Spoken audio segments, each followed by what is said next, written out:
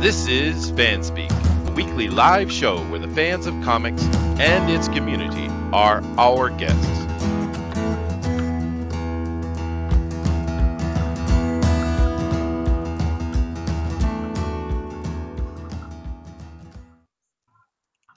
All right, everybody, welcome to the show. I am Chester C. Busby III, and we are on FanSpeak. We've got ourselves a guest here today. We're going to be talking to, doing some very D&D-like things, which is very awesome. Many of us are into that.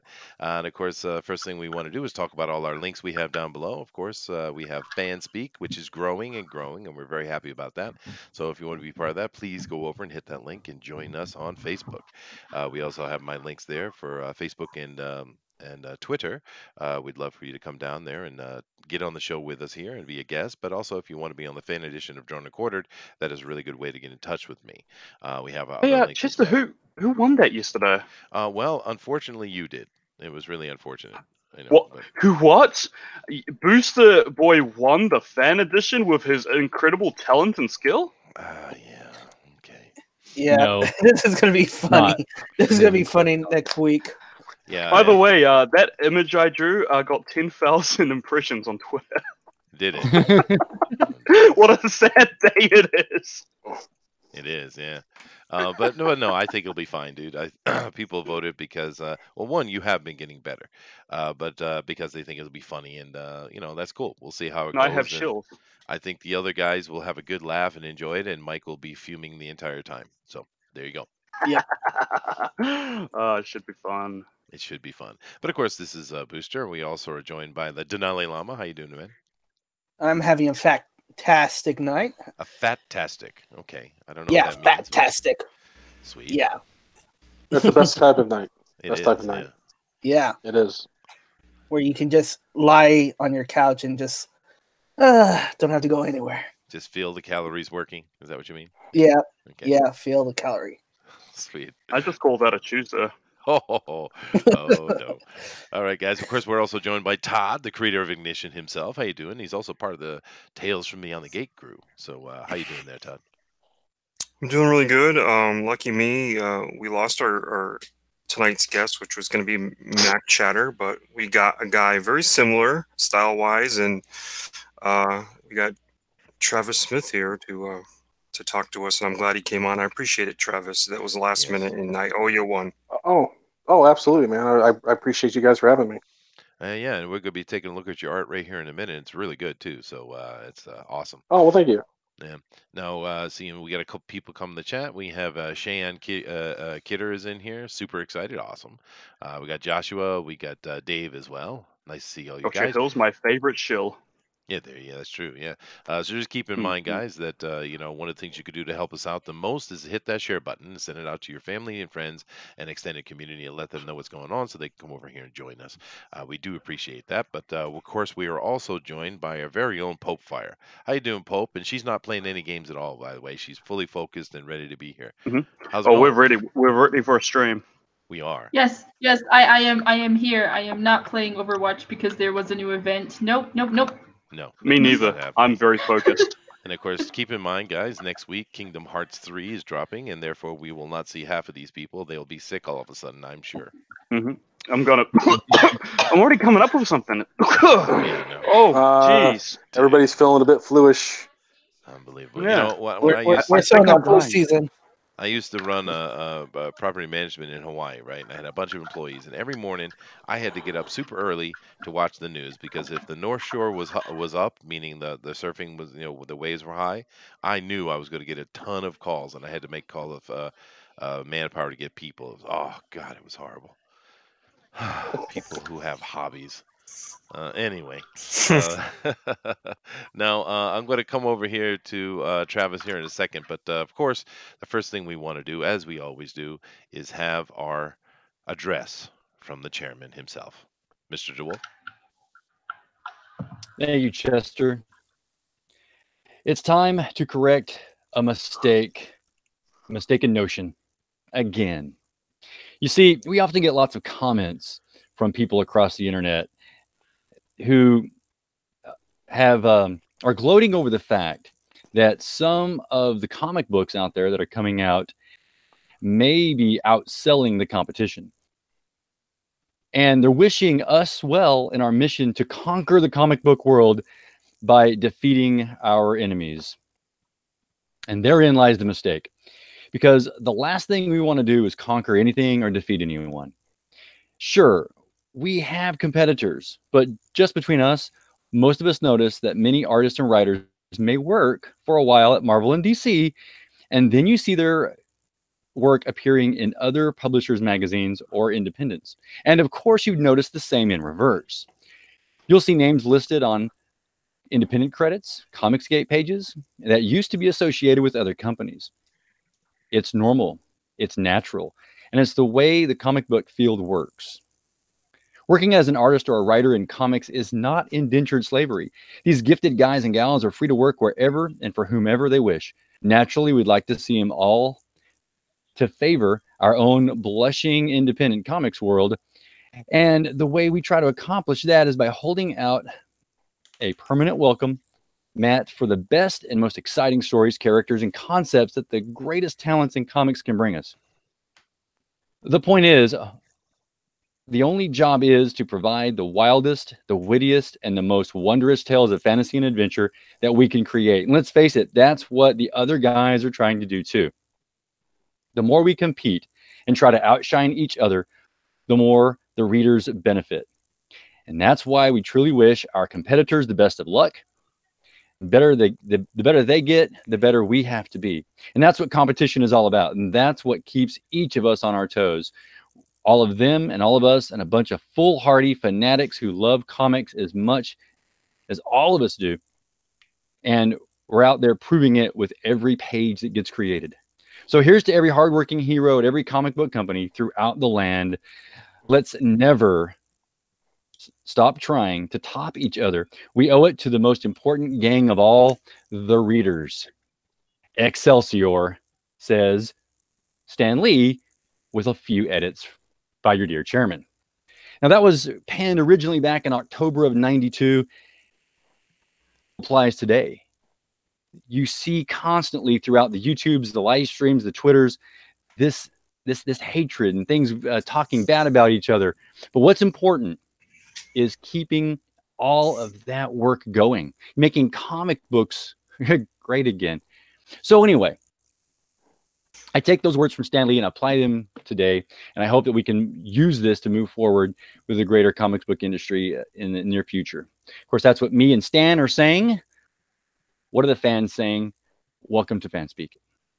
All right, very nice. Thank you very much, DeWolf. Although I'm It's slightly very disappointed, slightly. No suit and tie. I mean, you're the chairman. Not Very today. sloppy today. All right. Ugh. All right. Well, I thank just give the guy like a gavel, man, like Yeah, like in a exactly. judge wig. All right, guys. I might Well, do that. thank you very much, DeWolf. That was cool.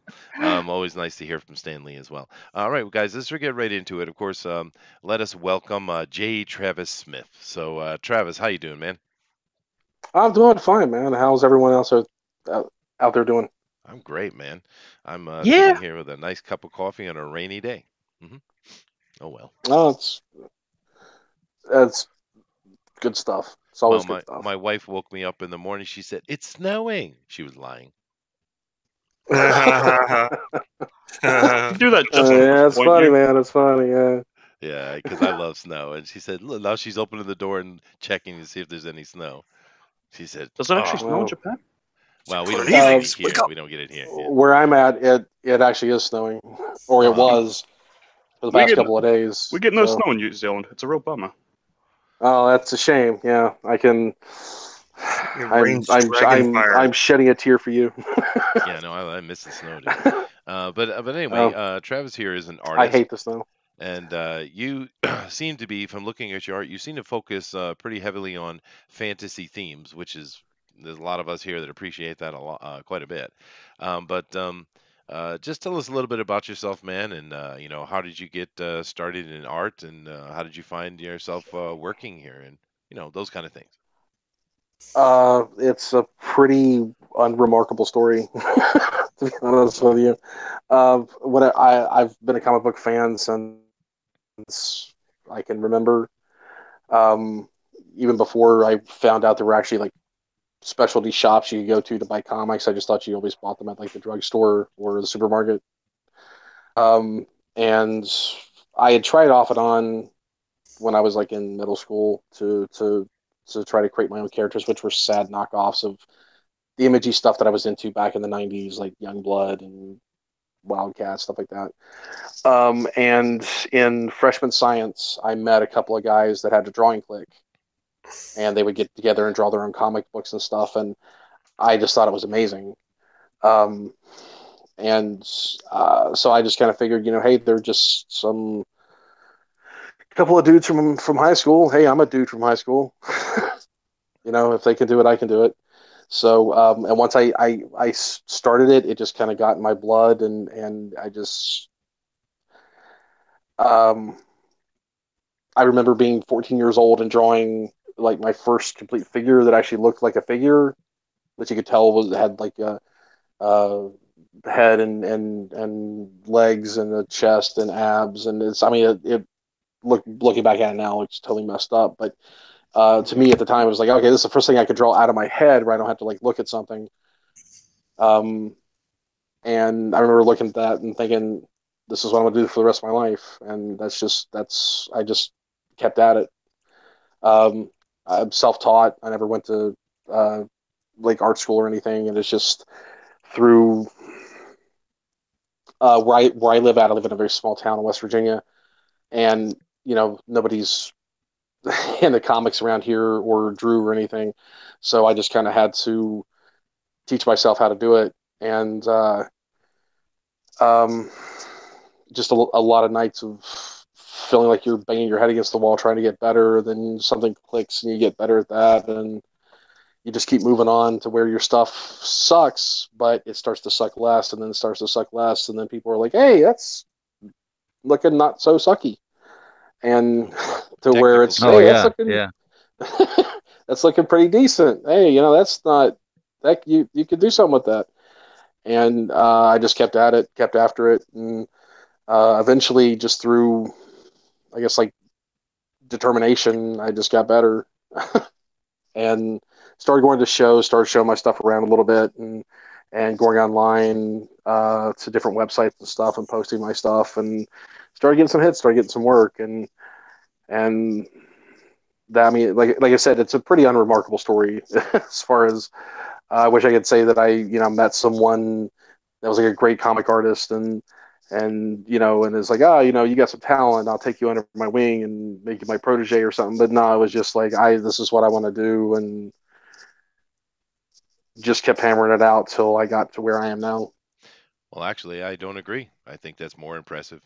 The fact that you had no help and you just put your nose to the grindstone and kept working and working and working till you could get to the point where you could actually get work. That is more impressive, actually. That is more inspiring. Yeah. Oh well, thank you. I certainly appreciate that. But we're looking at your art Uh, here as you're speaking, and yeah, there's some really good stuff, dude. You do faces really well. That's something I've noticed with the artists.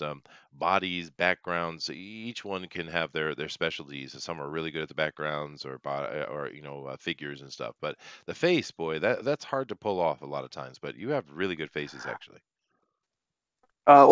thank you. That's I something I focused on really heavily because I used to couldn't draw like every character when I first started drawing had a full Cobra Commander face mask because I Sure. or I could maybe like eke out a mouth, but just it was like, yeah, this guy's got a silver mask and this guy's got a red mask and this guy's got a full mask and this guy's got a hood that goes all the way around his face. So people could call it a bag, but I call it a hood. Oh, look at Um, that one. That's a really good and face right it's here. yeah, that was actually for a friend of mine's. That's a friend of mine's daughter, and that was she asked me to do that for Christmas present this year to do like a portrait of her. Um, and so there's a whole mixture there of stuff from years ago and stuff that I've done recently. And if you can see the guy with the W on his chest, that's how I used to draw. I used to draw very cartoony. Oh, I see. Yeah, and like my first big like I was telling Todd earlier, my first big influence was Todd McFarlane on Spawn. Like it Sure. just blew me away, and I wanted to draw just like him. But in the early 2000s or so, um, I got into artists. I discovered artists like Travis Charest and Alex Ross and Brian Hitch and John Cassidy, and I really wanted to push to do a more realistic style. Um, but yeah, that's. But the faces was always like a thing to me. That was always the most important part of the figure. Like it's because you can. I've heard other artists say that too. Like if you could do faces and hands, you can like that's because everybody has a face and they're looking at people's faces all the time and their own hands and other people's hands, so they have like a real clear mental picture of what that's supposed to look like. And if you Sure. don't get it right, it stands out. But the rest of the body, you can kind of wing it. But for that was to me that was always the most important part of the figure. So I worked really hard to get subtle facial expressions and stuff. And I'm still not where I want to be. I'm still not where I think I should be. But it's always a struggle. It's an ongoing process. Yep. It'll never be perfect. Uh, Yeah, I know. no, I am and looking at some. it never should really. No, it So I mean, shouldn't. Yeah. it's yeah, because that's when you stop growing. That's when you stop getting. You lose the hunger for it. You just sort of start to regress. So True. Yeah. Well, we're looking at some sequential art here, which is always good for us over here to see that, because doing pinups is one thing, but doing sequential art is another. Looks pretty good, and I see we have some story with Obama here. So Obama in yeah, a supernatural setting. That's nice. yeah, that was that's actually from two different the first two pages there that you're seeing with Obama. That was what I was given for his character description. It was for a book called Renegade Nation, a company that I used to work for called Outpouring Comics that kind of dissolved last year, and so the book never saw completion. But whenever I was given the character description for that guy, it just said Obama. I see. So Hey, well, you got him. yeah, There he and is. Yeah, you I did. see here this tramp, this cover you did. the Zombie Tramp cover. If I don't know what Todd pulled out, but if there's a you can see like the whole completed cover. I posted the completed cover further up, I think. I see. Um, I have the Instagram here. yeah, okay.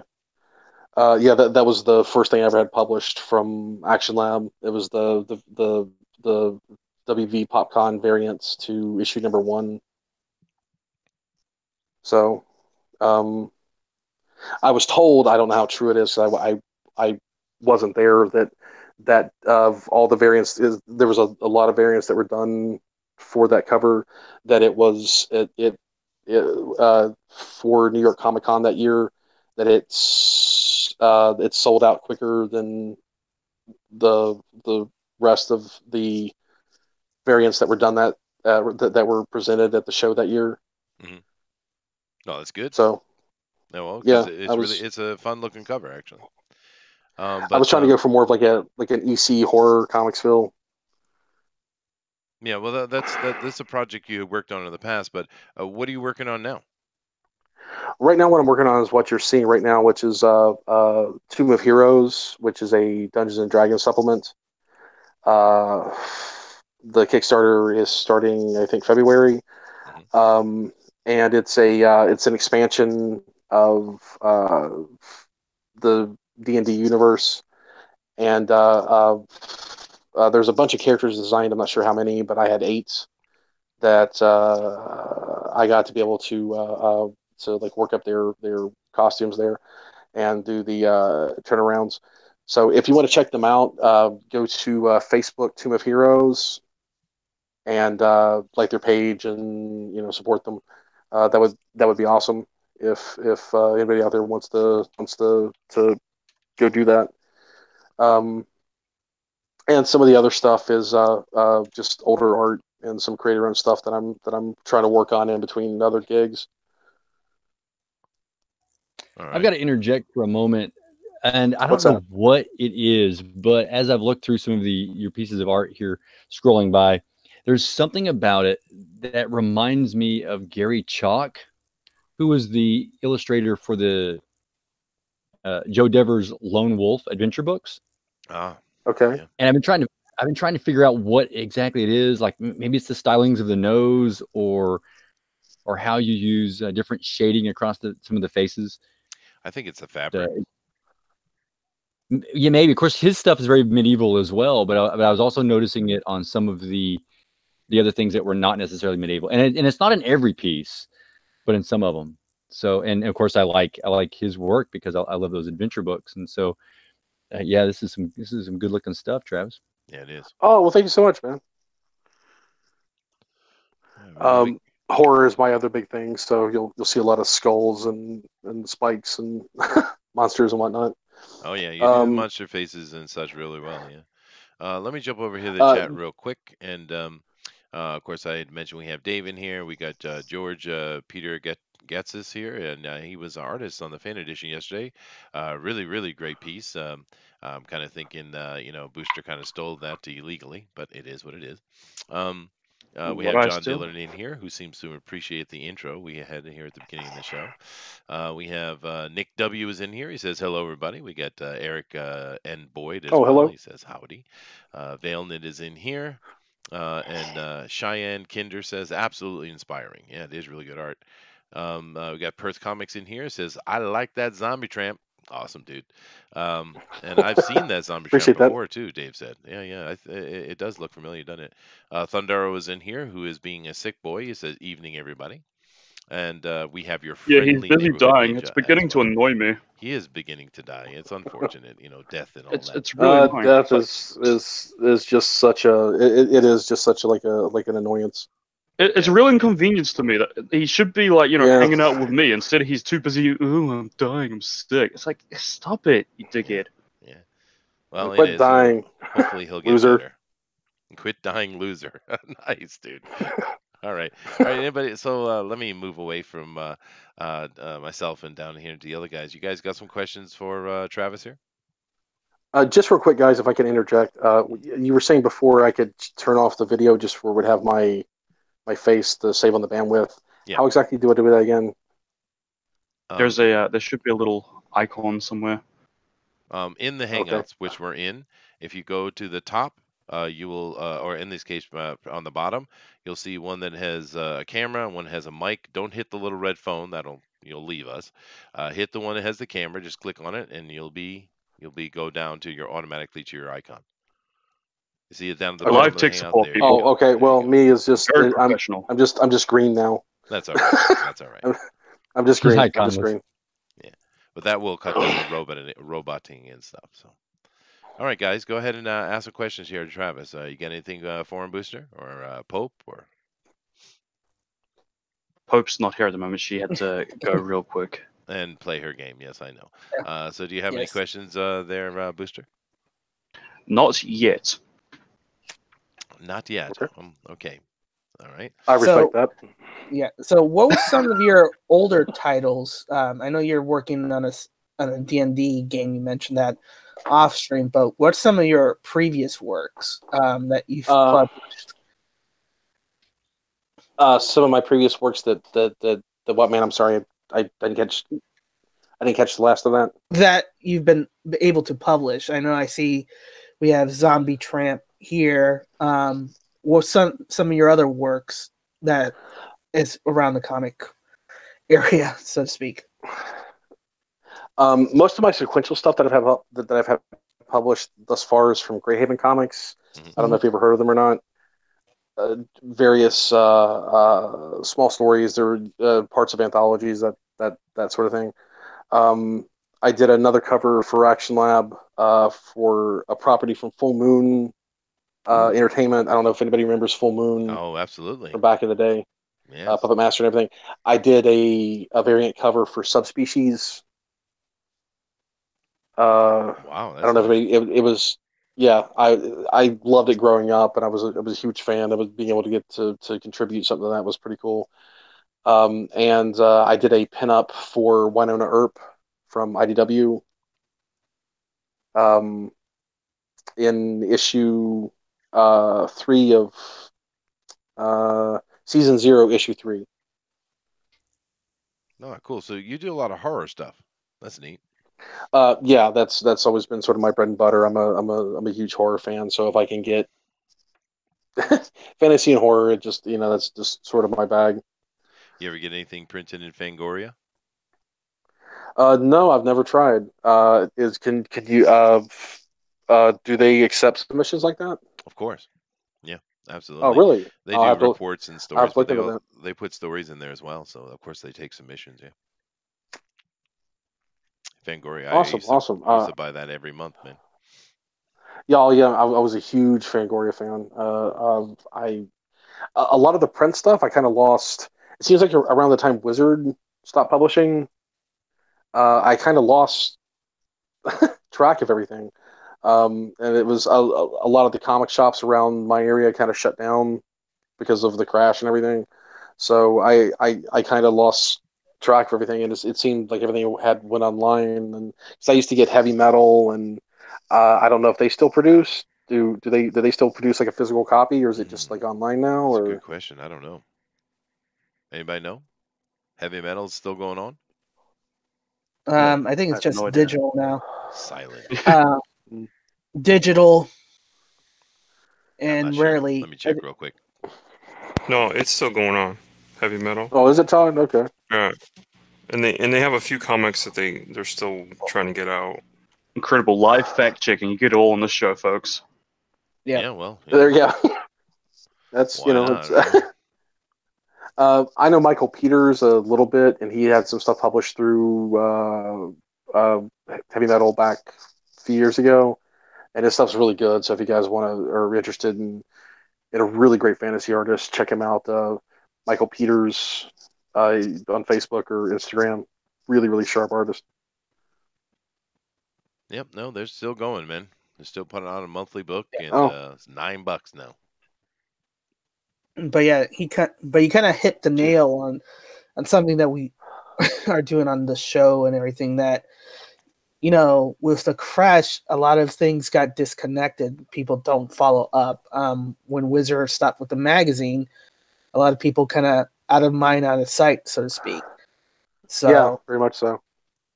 And the fact that they came out of the grocery stores, big retailers, and all that even contributed worsening to that. So that's something that we talk about a lot on our shows, that we have to kind of come back to those avenues that the mainstream comics and publishers had kind of allowed to let go, and kind of reconnect to everybody, because the comics are still there. They just cut themselves off from potential audience because they're not showing themselves. What's your thoughts about that? I totally agree with everything you just said to the umpteenth degree. Whenever I was a kid, whenever I first got into comics, is because comics were everywhere. Every drugstore, every pharmacy, every supermarket, whenever I was a kid, like my local Kroger was almost a comic shop. Like it was, I mean, they carried everything from Marvel and DC, obviously, to kitchen sink stuff and Dark Horse and all that, and it was pretty much like a comic shop. And the thing about comics is like they were from their inception were meant to be like cheaply produced magazines that didn't cost a whole lot, that you would give the kids to shut them up so the parents could shop. And when you take something, at least this is the way that I always looked at it, when you take something that is uh, like its whole inception was it was created for that format, and then you take it and put it into a specialty, you make it a specialty item in specialty shops that are not so easy to find anymore. It's not surprising at all that the sales start to drop, and it's like as you were saying, like out of sight, out of mind. And I've always said that for comics to go back to the boom like it was in the '90s, a big part of that was just because they were everywhere. And that's one of the things that I'm glad that Alterna is doing with their, just because you can create some, this big, prestige format edition of whatever comic, and print has gotten really expensive. I mean, print is $9 to $14. Whenever you can go online and download the like the digital copy for like 99 cents or something, most people are going to do that or just bootleg it or something. So, or just wait for the trade to come out, which is what I do. You can pay $5 or $6 a pop for an issue, or you can wait till it gets completed and then buy the trade on Amazon for $15 and save yourself quite a bit of cash. Oh, yeah. Just because you can create a big prestige format of something doesn't necessarily mean that you should. And where all alternate comics is went back to like newsprint, and they're like $1.50 an issue now, like they were back in the day. If we could just, I think that's a really good model to follow, and I think if more companies would follow that model, and because whenever I was younger, and used to frequent comic shops, they would have two editions. They would have the direct edition, which was like the more swanky edition that went to comic shops, and it was usually a little bit more. It was like on nice glossier paper. But then they had the newsprint edition, which was a little cheaper, and you could find anywhere. Oh, yeah. And Yeah. I think that that's something that they really need to do now. Is if you just put them back into grocery stores and convenience stores and stuff where they're around more, people would buy them more. I mean, it's when you have to go track down something. Because there were a lot of people whenever I was in kids that I was in school with that weren't particularly comic book fans. They were jocks or whatever, but they would still buy comics because hey, it's $1, and I Yeah. can get like a read out of it. And a lot of everybody that I know that's in the comics started out that way, and and that creates like that lifelong addiction to comics that leads into people becoming artists or writers or just huge fans, and not having that initial jumping off point of getting your first comic in like a Kroger or whatever uh, really stems that. So it's I really think that they really absolutely need to get them back into create cheaper editions and put them back in the stores.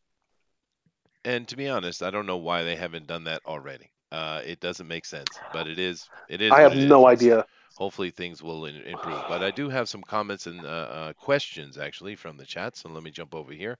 Perth Comic says, Travis, any plans on doing your own Indiegogo comics? And we also have another person down here asking the same question. So I in the future, yeah, I would love to do something with Indiegogo or Kickstarter or something of that nature. I have a lot of creator-owned ideas that have at least of what I've showed, have gotten some good reception. It's just a matter of finding time between doing like client work and those sorts of gigs, and because you want your well, I always try to put my best foot forward on anything that I draw. I don't want the put out crap. of course So not. I Yeah, really yeah. try to, but but especially like when you're working on your own thing, it's like your own baby, and you really want to put everything you have into it so it can be as good as it possibly can. So it's a matter of finding. I'm in between gigs now. I'm working on some creator owned stuff. Um, Possibly putting. There's a service called C or Nova. I don't know if you guys have heard of that. They're like a startup company now. That's their model is basically like it's sort of like a Netflix for comics. It's like you pay a flat fee, and That's they like that have. TKO thing. I don't know what that is. Sounds like the Um, same thing. Yeah. okay, it very well maybe, but it's like you pay like a flat fee, and they have like a bunch of different comics on there, and uh, the same way that like on Netflix, like you pay a flat fee and you get access to all their movies and TV shows and stuff. Sierra Nova works kind of the same way, from what I understand. You pay a flat fee and then you get access to, from what I'm told. I actually haven't used it yet. Um, um, they have like a big catalog of like different indie. Yeah. Well, it's good to see new titles people of come different up with sorts of. new ideas and new concepts to sell comics, of Yeah, course. And Denali, we were we were talking about the TKO one. Have you heard about this Sierra one? no, No, Denali. No, You haven't? no, oh, okay, I'm No, no. sorry. haven't. But it sounds like the Yeah. same format. Uh, Maybe it's a good idea. We'll see. well, well, it's a little different because from what he's saying, the Sierra is kind of like you pay. It's kind of like Marvel Unlimited, where you go and see all the already comic books, but you don't own it. Hmm. Compared to TKO, that they give you the whole set Oh, right. already. Yeah. It's a little bit You of pay the for it, different so aspects of what Netflix does. I get it. Okay. yeah. George over here in the chat says, Full Moon, awesome movies. Love Subspecies, Tracers, and Dollman. Yeah, of course. A lot of really good Full Moon. Matter of fact, the relaunch of Puppet Master they came out with a year or two ago was really good. I was kind of surprised. I mean, Puppet Master is usually this horrible B, gross, bloody movies, but the new one was actually pretty good flick. So I don't know. They've kind of rebooted it, so we'll see. Nick W asked the same question, which you've already answered. Thank you, Nick. John Dillard says, I got a question. Where do you get off drawing better than me? All right. just it's just the nerve, man. I'm just a jerk. No. He's John is a very good artist himself. Yeah, I mean, He's actually the boss in charge of the Tales from Beyond the Gate. oh Um, well, okay, well yeah, then, yeah, okay, yeah. But no, Where do you your get art off is drum really better than good. me? yeah, that's where that's. Dave also Where do says, you get your nerve at? yeah. Dave has a question for you, Travis. He says, what's your favorite Please. part about drawing? Getting it done. Oh, all right. My favorite part about drawing is like concepting. I like actually like getting the blank sheet of paper in front of me or the blank screen because I do a lot of my work digitally on like a Cintiq or my iPad, and actually having that there and that initial energy of throwing everything down of like it's going to be it's like you kind of revert back to, or at least I do, back to when I'm like, when I was like 15. I'm like, man, there's going to be a guy and he's going to have a cape and a gun and chains and he'd be riding a motorcycle and shooting a monster in the face with a grappling hook. And it's just that all that energy of just like unbridled creativity. And then you have to start pulling yourself back, and then you start realizing, oh, yeah, this is going to be a lot of work. I'm going to have to find photo reference for that motorcycle, and well, maybe we can cut this out. And so but that initial start of getting something down on the paper um, is always the thing that brings me that's when I always get like the most juice whenever I sit down to draw. Oh, cool, dude. Awesome. All right. We have some other points here. We have from Dave. He says that Heavy Metal currently has a Tarana comic. Alex DeCampi is writing it. Cool. Thanks. Uh, Awesome. George says that local variety store was the regular weekly place to be for comics in my days. Yeah, well, it used to be, and it still doesn't understand. I'm sure someone could come in and explain all the economics and details to me of why they did what they did, and I'm sure Diamond has a big part in it. But I don't get it. I mean, if you're trying to make money, right? And comics should be everywhere. You should Sure. be able to walk into a convenience store and find a comic book rack somewhere. I mean, they should be doing Absolutely. this. It doesn't make any sense, right? Well, Um, No. you gotta remember when the crash happened, they were making more money at the specialty shops than they were actually doing during the distributions because they could hike up the prices. Yeah. That's when Sure.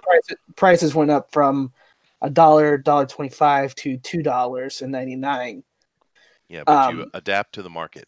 And there was Right. also the whole thing with like all the variant gimmicky covers and hologram things and all They're that still this doing and that that crap. and Yeah. and like every one of those was guaranteed to like put your kids through college because they were going to just spike in value. So Yeah, you those had to were get them all. Yeah. those were the '90s ones. Now they're mostly worthless because they. Oh yeah. I have a whole chest full of, man, this is going to make me rich. That it's Yeah. it's sitting in my basement. Well, and that was the speculator market certainly had played an ugly hand in what happened. But I'm just saying, you Oh, adapt to it the market. absolutely Currently, did. you're hurting really bad. You should be back in those stores. It's obvious. People have been saying this to you for a decade. You need to listen, but they don't. They don't listen to anybody because they're better than we are. It seems. But Perth Comics says Phantom Comics are still available in all news agents in Oz. Now, I'm not exactly sure what a news agent is. This must be some Australian word, but maybe they mean like, pharmacies or something. I don't know what he means, but awesome. Never heard of Phantom Comics, though. Anybody here? No Phantom Comics? No, Nope. never No, heard of yeah, it. I think he's talking about Lee Falk. I think he's talking about Lee Falk's Phantom. I think. I don't know. But it sounds like, Oh, actually, the way he's worded it, it kind of sounds like an Australian comic book, is what it sounds like. But then again, we don't pay much attention to what the Australians are doing anyway with their Barbies and such. But good on you, Perth. You mean Barbie isn't like a barbecue, or Yes, that's what I meant. I Hey, Barbie? was I making a gotta. joke. What I you mean, was like a making a Barbie cultural doll? joke booster. So Travis, since we Oh, haven't seen any superheroes in your portfolio here, is it something you'd like to do? yeah, I would. Whenever I first got into drawing, like actually like putting my stuff out there and getting professional gigs, I always wanted to do like basically the Ultimates or something, and I just never got offered stuff like that. So the stuff that you were actually telling me about the Parliament Yeah, was yeah, actually much more of like what I was wanting to originally start drawing. That type of a lot of what you were telling me about it, or what Leon was telling me about it, was it sounded very it reminded me a lot of like the Authority or kind of Planetary, Yeah, those are and good. that's the stuff that I yeah loved all that stuff, and yeah. so that's what kind of drew me to that. But yeah, that's the stuff that I've always wanted to do, but I just never just never got offered stuff like that. So I mean, it was always like horror and fantasy. So Yeah, that's all um, right. Stick to your niche, right? There's nothing wrong with that. um, yeah, well, I mean, it's that's it's I think it's sort of it's kind of like that's what I got offered at first, and I kind of did all right with it, and Hmm. then as whenever I would show my portfolio around, like, hey, this is what I'm doing. Oh, we have a fantasy book for you, or we have a horror book for you. Like, do you have any superhero stuff? Yeah, but I don't know if you'd be any good at that. But you're good at this, so it just sort of I I don't want to say you got pigeonholed into that, but it was just sort of like, well, your portfolio is full of like fantasy stuff and horror stuff, so we've got this horror book or this fantasy book or whatever it is. I see. And Well, whenever and I was always told that superheroes, and I've been told this by multiple comics, like actually like larger companies. I don't want to put any names out there, but I've actually been told this by larger companies, um, that like just straight up told me like we don't publish superhero comics. That's Marvel and DC realm, and we can't compete with that. So we have to find our niche, and that's just not. We just don't do that. So, uh, Wow. yeah, I've been told that by like I said, I don't want to put any names out there to the companies that have told me that, but there's been multiple companies that have like bigger name ones too. Not super big name, but you've read their chances are you've seen their books on the shelves, you've read stuff by them that have just flat out told me that like no, we don't do like traditional superhero stuff. Like we just don't compete with that. hmm, well, I don't know why not, because Marvel and DC aren't competing. I So, I never got that either. yeah. That's absolutely true, which is a shame, but that's absolutely true. Well, it is what it is, right? And Yeah. let's see here. Nick W says comics were everywhere. It was a glorious time before Big Joe and Crazy Dan. Yeah, Oh, unfortunately, dude. absolutely. Yeah. Yeah, Those are some sweet times, man. Those are some sweet times. they were, and unfortunately, Didio is still over there causing trouble. Although we did see the rumor that he might be on the out, so that would be nice. There is at least one title for every person out there. Yeah, that's true. Dave, warn him about Nasser. Yes, we shall warn him about Nasser. Nasser will certainly be coming at you saying, "Hey, you got to do it. You got to write with me. You got to write with me." He's going to give you like about probably 35 scripts, and he's going to demand that you do hit art for him. And what you should do is say, "No, Nasser, bad Nasser, bad Nasser." Yeah, I still haven't sent me any scripts, Chester. Could you believe the nerve? Yeah, well, Okay, so give him time. so I just like roll up like a newspaper and smack Yes, him on the nose and like, no, bad. Perfect. Perfect. Yes. Yes. Well, no, we joke about Nasser, but he's a very young guy, and he still has a lot of work to do to actually be a capable writer. But he's got hustle like you wouldn't believe, and that's not a bad thing. Oh, no, that's absolutely a good thing. Yeah. Yeah. Eric Boyd says, I think he means the Phantom. I understand the character is huge in Australia. The Phantom is a cool character, old one too. John Diller, Game the System, says, your pencils are fantastic. Do you have any book that I can buy that is just pencils? Yeah, your pencils are really good. Oh, well, thank you. I want to see. Please. Very good. Oh, no, it's just do you have actually, any pencil books that he can buy? It's just pencils. No, I don't have anything. I've been wanting to release something like that. Some maybe like a sketchbook or something. Mhm. I just haven't had a chance to get around to doing that. So, but yeah, pencils. I don't think I'm the best inker in the world. It's always something I've kind of struggled with. So I I really tried to put the work into the pencils because I don't know, pencils. It just feels better to me. Like it just feels like Sure. I can make this do what I want it to do, where the pens and the quills just kind of smack me in the face and be like, I don't want to do that. So, Yeah. Well, no, whatever you're trying to get me to do, I don't want to do that. It takes a great inker to make pencils look good, and it takes a great It colorist really to make does, yeah. inkers look good. I Yeah. mean, that's just the reality of it. Each one has its own things. But I do think what John is probably trying to work himself up to get to, and I'll just cut to the chase for him, is this Tales from Sure. Beyond the Gate. We are planning further future projects other than the one that's working right now, and it probably would love to sit down and talk to you about being part of that. Oh, I would love to be a part of that. Yeah, so you should sit down and have a conversation with us later. But Oh, because you do absolutely, have yeah. great art, dude. Let's Oh, see. thank you so much, man. Oh, I know you're welcome. Perth Comics says, "Yep, Lee Falk's Phantom has been going for decades in Australia. It is up to about issue 1,831. What? Okay, so that's like the Phantom, the dude with the skull ring and Yeah. the map. big Yes. purple, Okay, yeah. Purple, gray. Yeah, well, that's an old Is it- character, man. That's from Phenomenal way mask. back, dude. The one with the failed movie that came out in the 90s. the original spandex era. Billy Zane. Was Yeah, it Billy Isn't, Zane? Was the... Billy yeah. Zane, yeah. You know, Bruce Campbell was originally up for that role. Oh, that would have been awesome. Oh, that'd be lovely. Yeah. You know, the Phantom is actually, I just checked it real quick. The Phantom is actually older than Superman. Yeah. Yeah, he's an old guy. Yeah. Isn't Mike Manley doing the comic book strip now? I don't know. It looks like Australia At least has one over here. taken claim of it. But no, seriously, he is 1,831. the original spandex era. He's the guy who inspired all of these costumes and the undies and such. Yeah. Unbelievable.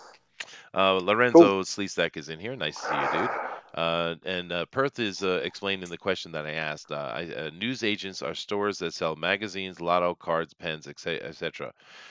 Okay. So they're their newsstands that we used to have. I get it. News agents. Interesting. I don't know why Australians can't use English properly, but it is what it is. Don't worry, we wonder the same bloody thing. Well, they're just nonconformists, man. That's true. They have to go their own way. Yeah. And Perth Comics disagrees. The Phantom movie was good. I saw it one time years ago when it was first released, and I will give it this. Whenever I remember a friend of mine telling me, like, hey man, there's a Phantom movie coming out, like Phantom, yellow spandex underwear or the purple spandex underwear. He's like, yeah, but it looks cool now. And to the credit to the film, I saw it once. I don't remember anything about it, but that costume looked better as far as I remember than I ever thought it actually could look. So the costume was bad, yeah. And I like Billy Zane too. I really like Billy Zane. But Demon Knight is I think the awesome. plot was all over the place. yeah, think and I that's what also killed think it. where they said it, running around in jungles and doing those kind of things with a superhero, it's hard to pull off.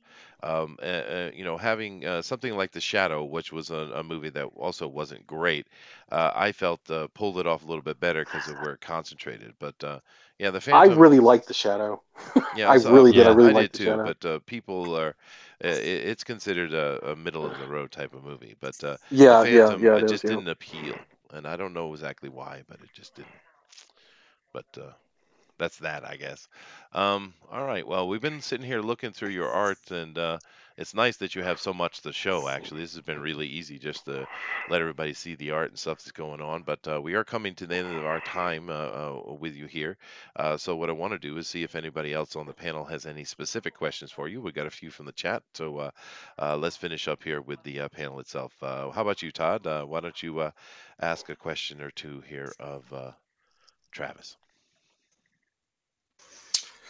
Well, Travis, we talked a little earlier, and I mentioned how I sort of scouted you out to bring you into this community and get you seen and get your work seen. Oh, well, Because thank you, man. obviously you're seeing the admiration that some of the key people. Um, and I kind of told you that you'll probably get offers for work through this, and it looks like that'll happen for you, and that makes me ecstatic. But originally, I scouted you out to be part uh, uh, of the Ignition universe, and of course I wouldn't begrudge you of taking anything that sets your mind, afire to do. But I really appreciate you coming, and I don't really have any more questions for you because I think we got everything out of the way. But I think you really did a good job selling yourself. I mean, always your artwork speaks for itself. Especially these fantasy elements that you pull off really well. The more gear and the more somebody's wearing pieces of stuff, the harder it is for me to sort of figure it out and make sure it looks right and it's accurate and in perspective and stuff. And you do a really great job with that. So I'm really glad I was able to talk you into coming on. Oh, well, thank you so much, man, and thanks so much for having me. And hey, listen, I would love to be.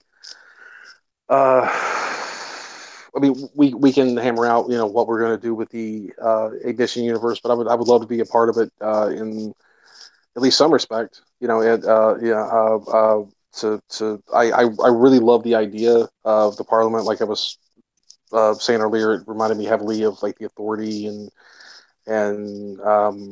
Planetary, and I love all that stuff. Um, so yeah, I mean, I would definitely expect some of my art to be popping up, and then in the near future, whenever you get this stuff done, Leon gets Yeah, his for sure. yeah. And as far as the follow up to the book you guys were doing, I'm sorry, I'm not that great with names. The Tales from Beyond the Gate, the second issue, we're Yeah. thinking maybe it has sort of a sci-fi element. Yeah. Or maybe Yeah. fantasy will be next. We'll see, but we'll be in contact. Don't worry. Yeah, I would love to contribute to that, be a part of that. Sure, absolutely. Cool, dude. Yeah. There's yeah, because I do see you do have there's a lot of fantasy theme here, but I do see the occasional sci-fi thing popping up actually. There was a nice big old spaceship I was looking at earlier. Where is that? Let me find that again. But yeah, I think the next one is going to be sci-fi, but of course that we have to get through the first one first, obviously. But Oh, absolutely, absolutely, yeah. yeah. But yeah, no, there. Here we go. This big old spaceship here. What was this for? What is this spaceship this space station, I guess, that you drew? What is this for? It was for a book I was working on that just it. I was working with a writer, and it just we were trying to get it out, and just I was having other projects coming up, and he was too, and it just decided to kind of go our separate ways. No bad blood or anything. It just sometimes projects just they get started, and for whatever reason, things just don't work out.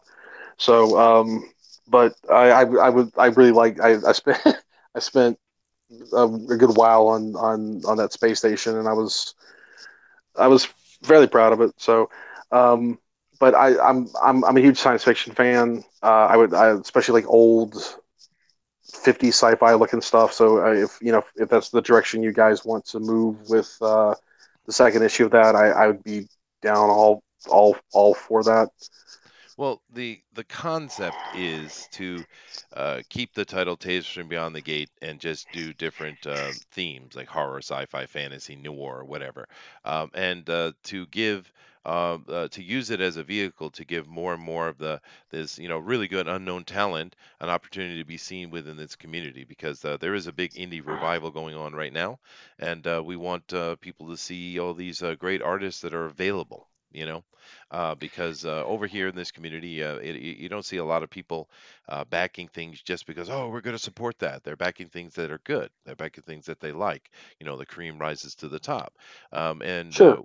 as we know, especially us over here, because we are interviewing people like yourself all the time, every week. We'll have one or two artists or writer or what have you guest on. So we see that, man, there's a lot of really good talent that is fairly unknown. So Yeah. using a vehicle that collects many people from around this community and puts them together in a book is a really good idea. It's also the first time we've seen anyone do that, although I think in the future we'll see more. But that's the concept behind Tales from Beyond the Gate, and I think it's awesome. And I hope that this first one is really successful. People enjoy it, so we can do more and more and more, and bring in more and more artists and let people see. Because I think there's certainly going to be some artists that are going to be very tentative about it. It's like, oh, is that going to be successful? So we want to do a really good job on the first one, so it creates an opportunity for the future. But that's the concept, and hopefully everyone will get behind that and support it because the art in it is going to be absolutely spectacular. Yeah. So Oh, I've got with the lineup of artists that you've told me about, yeah, I would. I would I've imagine got it's going another to be like jaw question. dropping.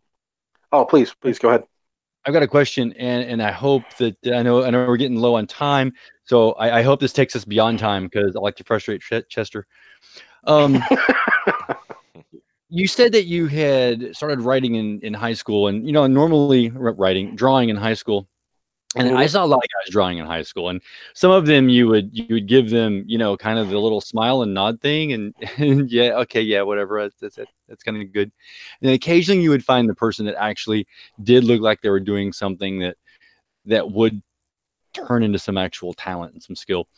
So, what was it that took you from the high school to obviously where you're at now? Was there a program, a mentor, or something that helped you develop the style that you're at? No, honestly, No. whenever I first started drawing, there was a guy. There was a couple of guys. They were a few years older than I was, and they were all better than me. There was one guy in particular in the group. His name was CR, and he was like our Jim Lee. I mean, the guy was just like light year. He just had a natural ability for art that just none of the rest of us had. And what we would really struggle with, he could just get it like in a couple of tries. And he didn't even really know what he was doing. He just had a natural knack for it. And I for me that was I was wanting to do what he was doing, but I just didn't have the knack that he had for it. So for me, it was just all about. I saw pretty early on that it was just hard work, and somebody told me early on that hard work will trump natural ability every time. Oh yeah. Because what happened with him was natural ability took him only so far, and then he hit a wall, and he wasn't used to hitting to running into to opposition, or like, oh, like I'm actually going to have to like put my nose to the grindstone to get past this, whatever it is, perspective, anatomy, whatever it is. And he just kind of gave up. Like he got frustrated really quickly. And I saw whenever that happened that it's just a amount of just. I, I, there was a time where I literally couldn't draw a straight line with like a ruler, and and that's not hyperbolic. That's actually true. I remember trying to draw panel borders and racing and trying to draw them straight again, and it was just sad. Well, But it was sounds just like like me. so it was, and I just kept pushing, and I would take on side jobs to get books, like how to draw books, and then I would read the books, and they would talk about the different types of circle templates and protractors and stuff, and T squares and rulers that you would need. And I didn't even know what, and so I would take on extra work to get those, to buy them, and then once I bought them, I had no idea how to use them, so I had to Oh, figure out how to right. Wow. use Yeah. them. So it always seemed like it was like a constant up a hill, and but just after time, um, I would have what I call like Renaissance moments where you have like a little bit of improvement. Like, okay, you're, if you do something long enough, you're just going to get better at it. But every once in a while, like there's like a light that would go off, and it would just like, for some reason, for whatever, for however the planets would line up or something, for just whatever reason, Yeah. things would snap all of a sudden, and whatever I was struggling with just suddenly made sense. And I was like, okay, I get how to do this now. And then I would truck along with that for like a little while, and then I would hit another wall. And it was just about, and that's sort of how it's been my entire career, is you truck along for a little while and you hit a wall. And at first it's very daunting, but then you got to figure out a way to break through it, or dig under it, or go around it, or climb over top of it. And after a while, those walls are not as tall or not as thick. And for me, it was just, I wish I could say that it was, that it was some kind of like natural ability or something, but it really wasn't. It was just, I wanted to do this ever since I was 14 years old, and I had a lot of naysayers, and maybe that's what did it. There was, my family wasn't particularly uh, supportive. Friends of mine were like, yeah, it's like Travis draws and everything, but it's like, he'll give up eventually. And I've had people like kind of laugh in my face at times, Mm. and it used to really get me down. But then I started having a different viewpoint on it. It would start honestly making me mad, and I started getting determined. Like, oh, I'll show them, Oh, and yeah. maybe it Think about was, how you confront that. Yeah. Yeah, You sure. can either tell yeah, you can either end the whole process, or if you push through, you're right. Then the naysayer actually I helps did you the same out. thing, Yeah, yeah, yeah. yeah. So and I yeah, eventually won drawn and quartered fan edition. He did. He did. Of I course, it was yeah, won rigged awesome, and with awesome. people skill. cheated, but it's all It was right. a little rigged. It was a It lot wasn't. rigged. I didn't rig it though. I can confirm that. No, it's right. But actually, kind of reminds me a little bit of a story that brings me to a question. I might have mentioned this before, but when I was in high school, there was this one kid. There was a lot of people that did art, just like you mentioned, but there was this one kid that was just stunningly good. And he would sit there and draw in class all day, which is usually something a teacher would frown upon. But they recognized it themselves and didn't bother him. So he was actually the only kid that was allowed to draw in classes because he could care less about study. But that's all he did. He drew all day. Every time you saw him with this notepad in his hand, all he was doing was drawing all the time. And we were all like, "Oh, this dude's going to do comics. He's going to do comics." It was because that's what he was drawing, was comic book stuff, and it was pro level at that age, high school kid, right? But and it That's would, pretty amazing. yeah, no, he was a unique talent, I think. But in the end, he didn't do any comics. He ended up where what he's still doing it today. He does illustrations for history books and stuff, right? Which, cool. He Oh, found a neat. niche, he makes money, it's his living, so, that's good. But I mean, it's kind of, in a way, it's not wasted, but it is wasted. And the question that brings up to my mind is, why aren't these big companies like DC and Marvel, who have the money and the influence, out there doing things to collect these artists and writers and what have you? You would think they would have projects because they have direct contact with Scholastic and other things to the school system. It would be a very easy thing for them to set up, actually, but they don't. And I don't understand. You would think that would be a huge important thing to them, to collect artists and help them along, give them training programs and such things like that. And I'm really curious as to why these big companies wouldn't be doing that. You know? Well, I Oh, do know. I do know that I'm sorry if I interrupted someone. No, go ahead, dude. no, go ahead. Okay, I do know that DC has like a monthly or a yearly talent search. Because I entered it a number of years ago, and I believe it's still going on. For they have a talent search for writers and inker or writers and pencilers, I think. Uh, but back in the day, one of they always say it's like easier to get seen now by like the big top tier companies because of Twitter and the internet and all this stuff. And I don't see it. I don't see how, because it's like cold emailing editors is always frowned upon. So it's like you kind of have to get out to get known and get to know someone who can recommend you to somebody else. And back in the day, they just had a submission policy. I mean, I remember when I first started getting where I thought I was like decent. I sent a submission to Marvel back when they had like a mail-in submission, like when you mailed in like photocopies, and I actually got a letter back from them back then. And I I wasn't up to snuff, but the guy must have seen something because he wrote me back like a letter and told me what I needed to improve upon. And I know a couple of other older artists that did similar things with Marvel and DC back in the day, and that looks like to me that is an easier way to go about it. Like a direct line to the company, like here's my stuff, look at it. Um, but there's a guy. It was CB Cebulski was their main talent scout for ages. He's editor in chief now, I think, at Marvel. Yeah. And there's this new guy named Ricky Purdon, I think his name is, who is the talent scout.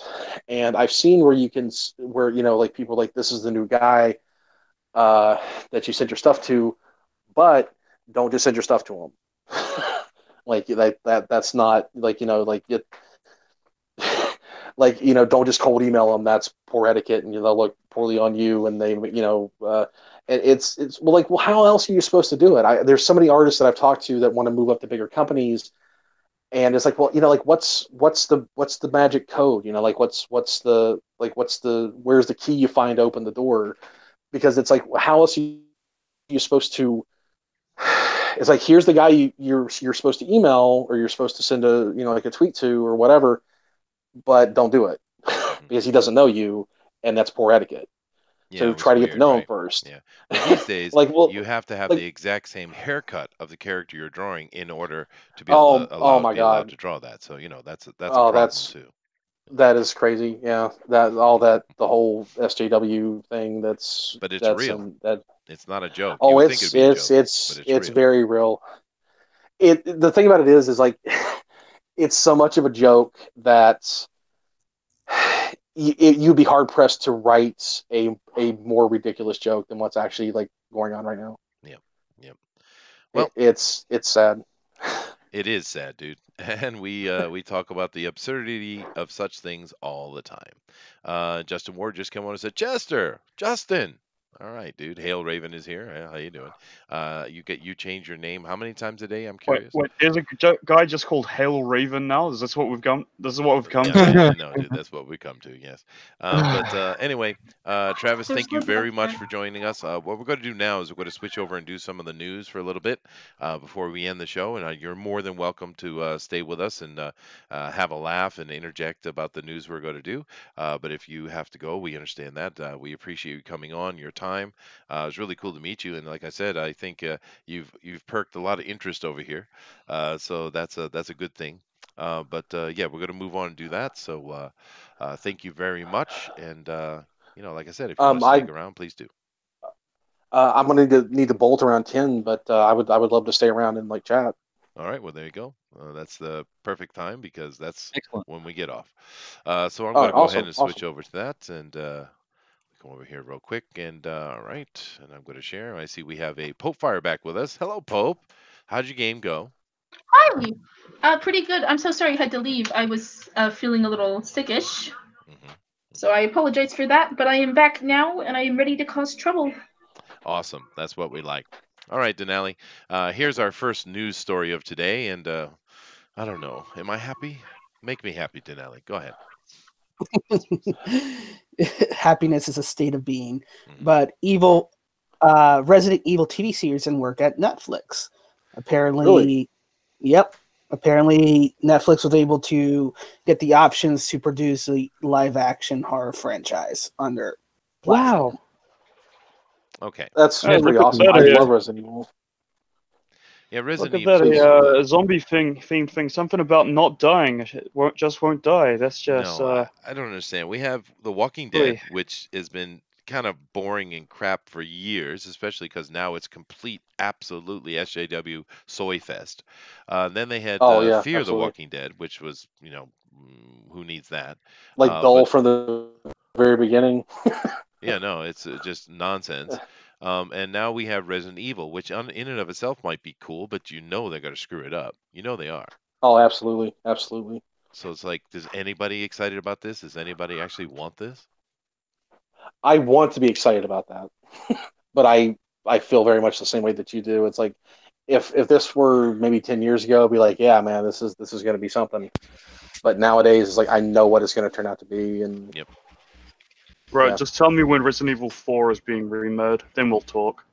oh, Well, geez, that would be awesome. in this article, it sounds like what they're doing is they want to take the TV series is going to be looking at from the point of view of inside Umbrella. So the concept's cool. I think I'd Oh, really yeah. enjoy that. But I just more zombies. I mean, really? Haven't we had enough zombies, guys? Yeah, well, they could Um, be doing an original Ghostbusters done by Netflix. The original Ghostbuster 2 guys, Haunted Matt. Oh no, we're not covering that story today. But I mean, these people from the 2016 Ghostbusters, man, they lost their damn mind. These people. I oh mean, man, they are like losing it, man, over this Oh, whole what a like. shame. Oh, geez. yeah, and even Kevin Oh, Feige or whatever his name it came out with saying nonsense. It's like, dude, your movie sucked. That's why people didn't like it. And and then on top of it, you're out there calling people names and bullying your fans. Didn't help, right? And your movie lost money because you had to do reshoot that Dan Aykroyd and the other people told you to do these scenes because it was important, but you didn't, and then you had to go back and do the scenes, so you lost.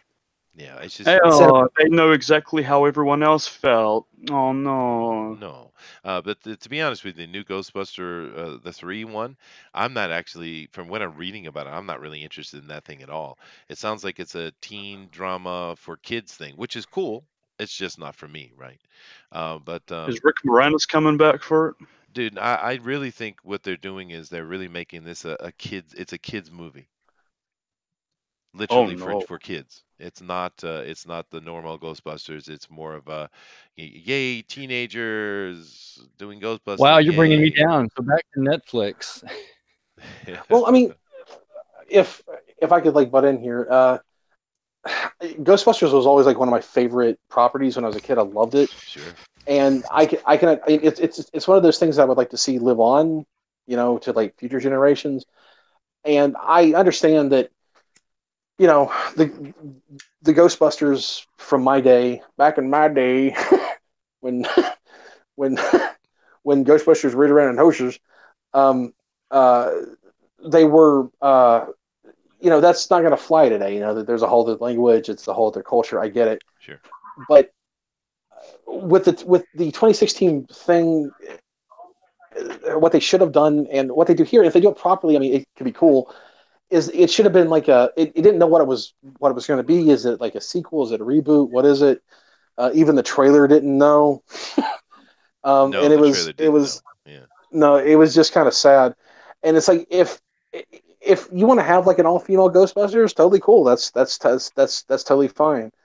Um, but just don't put them in like a crappy movie, and then start ragging on everybody because they don't like a crappy movie, even though it's got 4 chicks in it.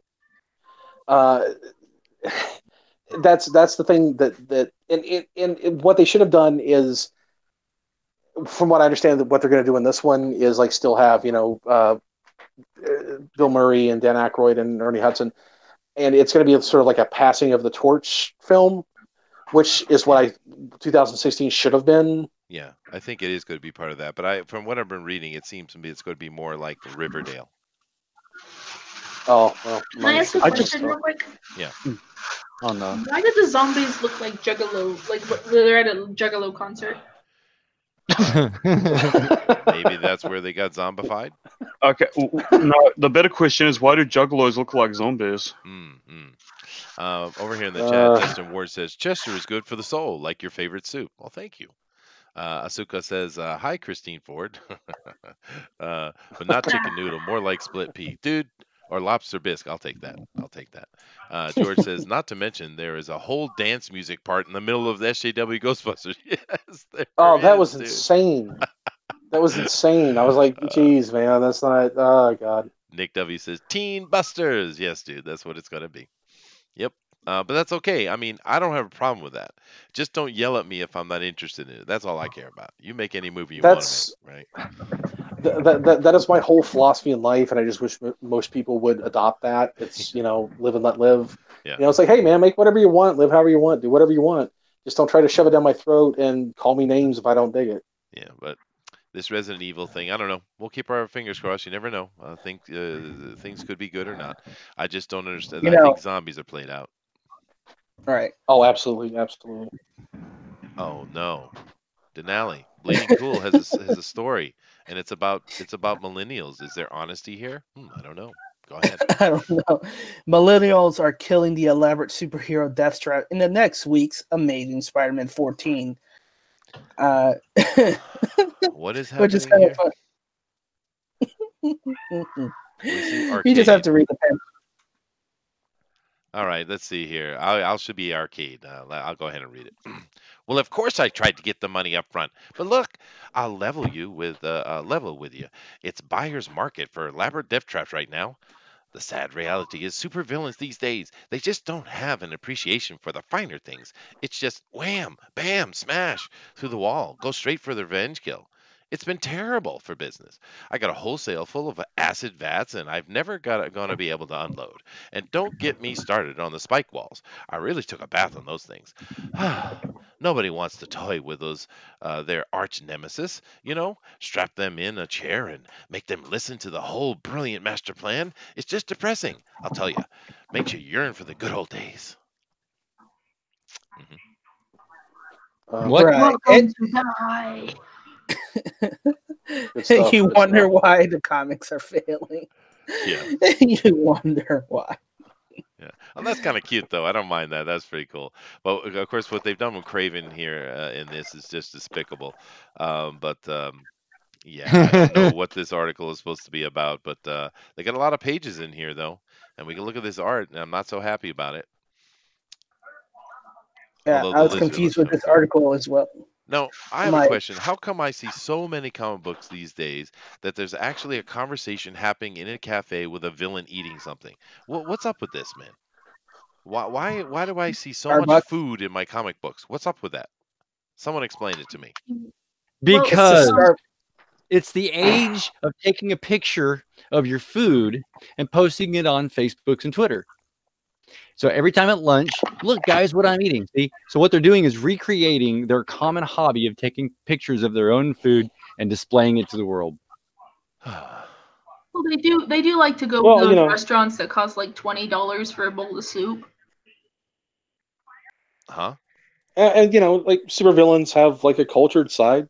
Just because they're bent on world domination doesn't mean they can't, appreciate a.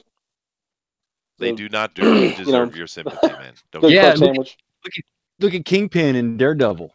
They went to elaborate, concepts to show his white plates and him making the omelet.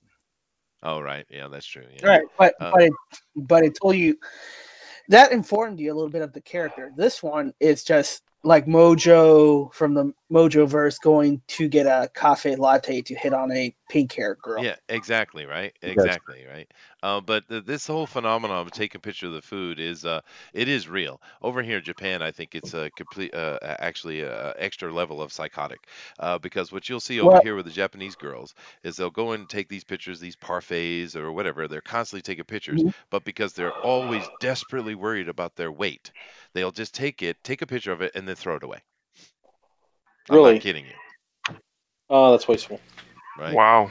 Now Dr. Wright says they're humanizing the villain. Now, wait a second. Which, honestly, I don't want to see some of my villains humanized. If I see the Joker sit down with a pair of chopsticks and he's got some sort of shrimp lo mein, I don't want to see him just eating the shrimp lo mein. Oh no.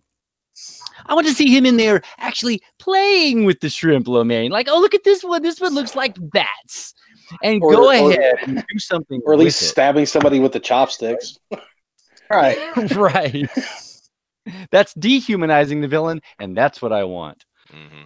Did you guys see that the story it was a couple months ago about the Lord of the Rings about the orcs that because the orcs were like an entirely evil race, portrayed in like the books and films, that it was dehumanizing them because no race could totally evil, like it's what. They're created for destruction. They're a magical creation. They're not a real thing. And besides, I think in that article they were trying to make some assumptions toward the fact that the Uruk-hai were black people or something. Yeah, it's always some dumb. Yeah. But no, it is dumb. So, it is. That's why we don't listen to them. And they didn't read the source material, which is corrupted elves made of pure come evil. on now, Danelle. You can't expect them to read and research stuff. It's too much time with taking pictures at the cafe now. I'm so sorry. I gotta lower my standards with these people. You do. But this is a nonsense article for nonsense, and it's from Bleeding Cool. Shocking. Next. My hair standing on my hair standing straight up. Yeah. Now, this is an interesting little article for me here because this is from comicbookmovie.com, and it's talking about a season 3 plans that will include Daredevil and Kingpin in The Punisher. Okay, but how is that going to happen seeing as everything has been canceled? What are they talking about here, Danelli? Well, technically, they haven't canceled Jessica Jones. And the show this last season was ultra progressive, so there might be a likely chance that oh man, I'm trying to get through this. I'm sorry, this article is killing me. There might be a likely chance that there might be a Punisher season 3, and to kind of bulk up the numbers, they'll attract viewers who love Daredevil and Kingpin.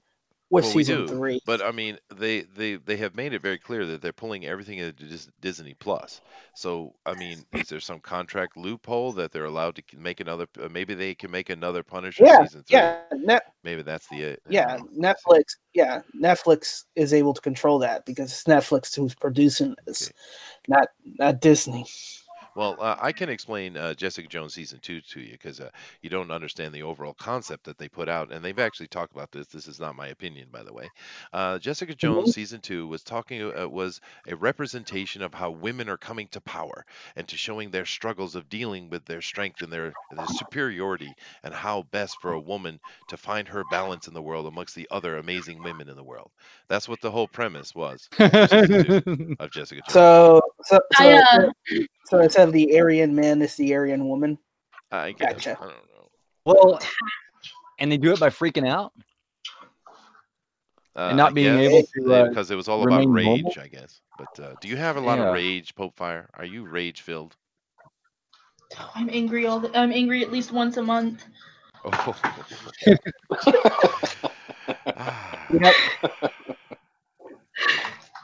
Thank you. All right. You walked into that one, Chester. You walked into that one. I did. I asked a sincere question and I got a sincere answer, I guess. But no, generally, I'm not very angry unless people call me inappropriate stuff in the chat. But generally, I'm not very angry unless the situation calls for it. It's interesting how you have so many caveats. Okay, well, yeah. All right. But as far as this article goes here, guys, that's probably what I hit on. I think that's what it is. They must have a contract that allows them to do a season 3, and they want to be able to pull in to make it better, to get more eyes on it, pull in the Daredevil and Kingpin. And to be honest, that might be the last chance we have to see those two, because we know how Disney does things. They take it, they crumple up in a ball, throw it away, and they start from scratch. That's what they do. I think I might be excited about that now that I think about it. But remember, this is going to be by the Punisher producer and showrunner instead of the Daredevil producers and showrunners. Oh, so it's going to be no Frank Castle and just a lot of emotion. Oh, I see. Okay. Yeah, the same thing. You're going to see a lot of Matt Murdock just talking. Yeah, a lot of talking and a lot of nonsense. Yeah, okay. But this one, next article here is going to make Booster extremely happy. Go ahead, man. More of this nonsense. Exclusive Deathstroke and Ravager coming to Titan Season 2. So the whole Deathstroke clan is going to be in Season 2. Yes, Titans. Go Titans. You guys did this. You planned this just to trigger me. I swear to God. Look at this! Look at this nonsense, though. Look at this. We got the cool Deathstroke right here, looking cool. And what's that? What is that? What is this? That's Ravager. She's actually a really cool character in the 2000s comics. The only thing is, like she's twisting her neck off. I'm hoping they go with the original Ravager, where that is Grant Wilson, because I really want to see Jericho, because Jericho is one of my favorite Teen Titans.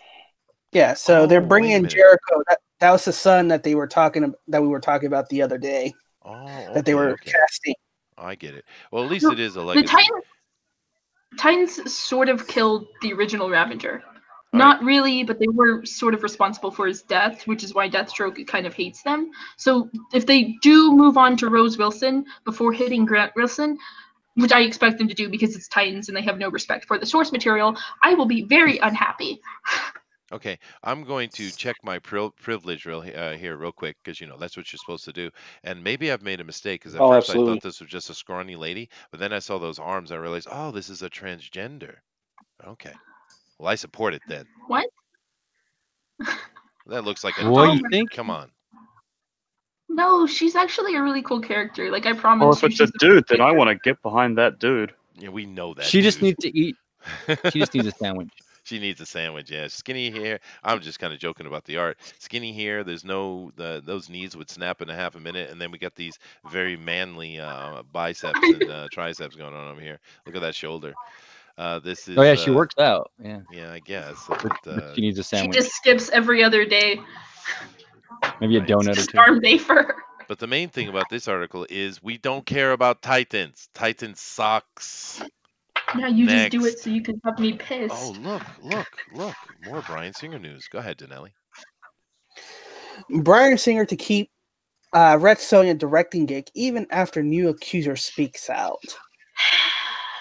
Okay, can I speak about this real quick? Yeah, go ahead.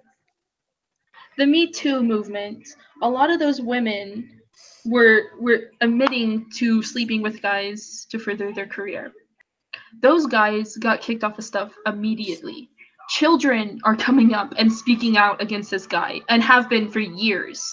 And this is what makes me mad about Hollywood. They don't seem to care about the children, but they'll care about women that are furthering that were doing things selfishly to further their career. Mm-hmm. So that's what frustrates me in this situation. Oh. I don't mean to like pop in here, but there was something I saw today on YouTube, I believe, that there's a petition that's been started to stop him from continuing his work for being a director, that you can go sign or whatever. Like a all right, change.org type thing. So, yeah, something of that nature. Yeah.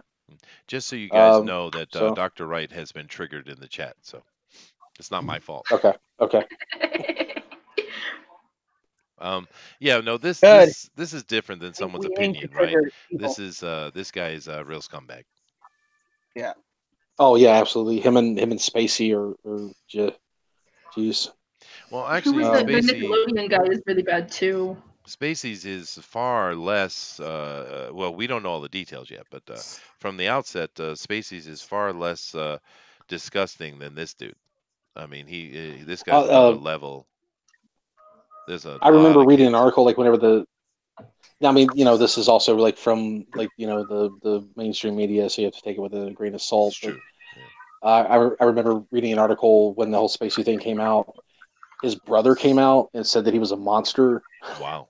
And was given like a laundry list of all the messed up stuff that he knew that he had done And yeah, so I mean, but then again, it's like probably from BuzzFeed or something. Yeah. So Well, that you saga have is to. not played out yet. That's true. We have to wait and see. But it's a sad turn of events, but it is what it is. This guy, we just have more information on, and I am surprised because if this were the other way, if he wasn't a homosexual and it was a homosexual deviancy that we were talking about, he would have been fired and had no opportunity from anything anywhere, right?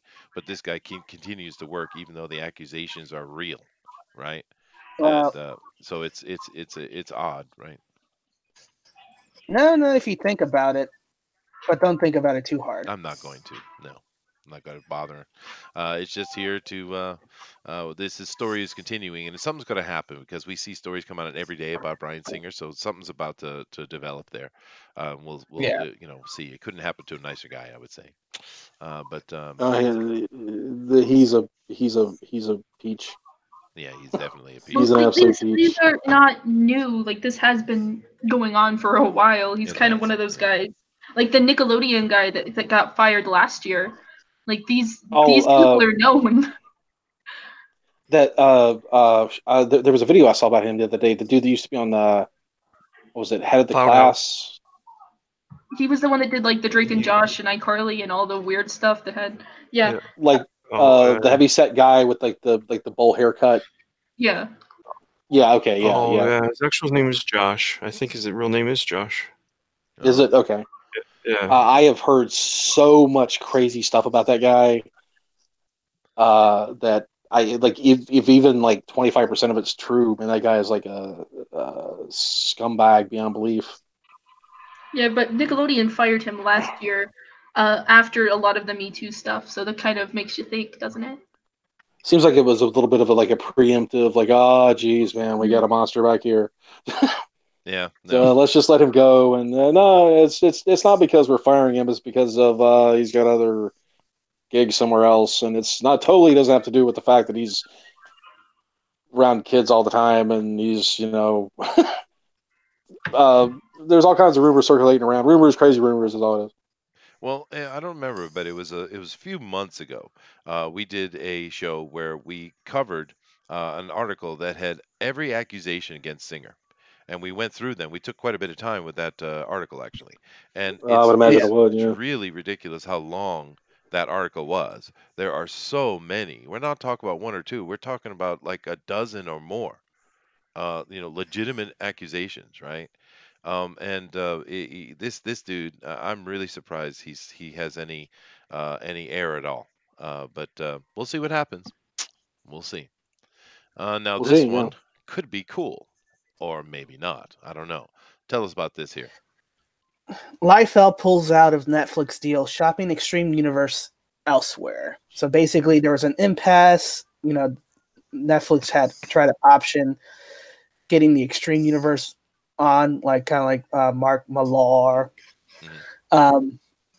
Millar World. But basically, the deals broke down, and he's like, you know what? Not cool. Taking my universe elsewhere. Well, you never know. He might land on Disney Plus, right? Yeah. He's been trying to get that booted since like way back in the '90s. I remember the Doom. What was it? Doom 4 was a book that he had. Doom 5, something like that. And it was Mhm. talked about for a long time that Tom Cruise was like attached to do it, and Will Smith, and it seems like he's been trying. He's still trying to get that going. So I mean, I was never a huge fan of the Extreme Universe stuff. So Hmm. I don't know how you guys feel about it, but Well, I mean, if it's fun, if it's good, that's all I care. But I do have a yeah, I Liefeld mean, yeah, question for you There, guys, actually, especially because we got a couple artists on okay. here. My question is this: Liefeld, of course, is really popular. He created Deadpool, and he was part of the Image crew and all that. But it seems to And me, cable. and Cable, that's right. It seems to me when he came out that he was an artist in the process of learning how to be an artist. It literally seemed like he was learning how to draw. And I'm just Correct. curious, how in the world did he get a job with Marvel when he didn't even really know how to draw yet? How did that happen? I actually heard an interview where he was talking about that, like how he got his first job. He went to a convention and showed some pages of his own. It was his first adaptation of Youngblood. Because he said he didn't feel that he was good enough to draw like established characters, so he's drawing his own. And they gave him a 5-pager on the spot, and then it's kind of snowballed from there. Liefeld is one of those guys. There's a lot of Liefeld bashing out there. I mean, there's entire sites dedicated to like hating this guy, and I can see it. Like now, looking back, it's like you could look at it and go, "Man, that like what's happening here in this figure?" Especially the famed Captain America, with when he has the boobs and the. Even if you forgive him for his figures, if you go back to his early work and look for his perspective, if you go back looking for the things that should be there, they were never there. No. They're all wonky. They're all messed up. No. Yeah. But he's better. One of those artists. He got better. He did. He did. I mean, he did get better. He's still. It's still one of those things where. Even his new stuff, and I mean, and in all fairness, he has gotten better from back when, like on X-Force and stuff. Like when you go back and look at the old X-Force stuff, it's like, wow, why did I buy this? Like why? Like how did this sell like 1 million copies? But there was something about it back then that that a lot of people must have really liked, because it sold like a ton of copies. I mean, it's. There are a ton of better artists that I can look at and go, this guy is superior to Liefeld in every single possible way, but will never sell even a quarter of the books that this guy has sold. So he's one of those weird like anomalies that just show up. It is, yeah. That's just like, it's like there's a coolness to it when I see his work, like new stuff that he puts out. There is that split second of like, that's cool looking. I really like that, and then you start seeing like, man, what's up with this guy's arm? It's like connected to his side, and that gun no gun looks like that, and it bends in the middle, and it doesn't fit in his hand properly. Yeah, no. But there's just something about that initial read whenever you first see it that's still, I don't know. Well, when I first saw his work, I figured his daddy must be someone important, is what I figured. I thought he was just a guy who got a job because he knew the right people. Because his dad's a preacher, I think. His dad's like a preacher or a priest or something like that. Yeah, well, no, I know better now. I'm just initially, because when I first saw his books, I was like, oh, because this is no good, so he must know somebody. But it's still an enigma to me. I don't understand the Rob Liefeld. I have nothing against the guy. He seems like a nice fella, actually. Yeah, he does. He's definitely creative in his thinking, but I just never understood how he became a professional, legendary artist, because that's what. Yeah, and that's the key word right there. Like, he's a legendary artist. Like it's not just the fact that the guy found work at bigger companies. He like excelled in it to to degrees that most artists will never see. And it's bizarre trying to figure. It's the quagmire of Liefeld. It is. I mean, look at this blood strike we're doing here. I don't know if this is drawn by him. I think it probably is. But even this, which is much better than we've seen before, but it's just not right. There's several I can point to little things that just aren't right. And I'm not even an artist. His arm would not do that. His arm isn't. It's not a action figure. His arm looks like it's going backward. Right. Yeah, everything. Yeah, First off, it's Cable. Oh, he has rotating arms? Yeah. Cable with Lobo's makeup. Yes, it's Cable with Lobo's makeup. Yeah, it is. But he, obviously they came from the pouch era and big guns and big shoulder pads. And, I mean, trust me, he's gotten a lot better, and I used to actually be one of those people that would pick on him right in his own. He used to have a website, and I eventually got booted from his website. But, and I shouldn't you know, I mean, I think back and I think I shouldn't have done that. But anyway, he was learning and he did get better, and they did print a lot of stuff it should have never saw print, and I'm not sure why it got past editors of the time and stuff like that. You know, they didn't send it back and go, wait a minute, why does Captain America have 2 breasts here or whatever? So the 90s was just an odd time. I don't mean to interrupt. It was just a weird time. Great time. I loved it, but it was just a weird time. Yeah. I'll tell you what he had a knack for: hiring better artists than he was. Yes, he did. Well, you know, I just wanted to ask that question because it always seemed odd to me. I mean, these days we're seeing very similar things happen with very bad artists and very bad writers, but we know why that is happening. We can understand the situation now, but that wasn't what it was like back in the 90s at all. And this guy is just well, whatever. Rob Liefeld is Rob Liefeld. So yeah, he got the luck of the draw. yeah, There you go. I guess so. He was able to deliver on time, George says. That was it. Well, maybe. Really? Because I always heard like he was like crazy bad with deadlines.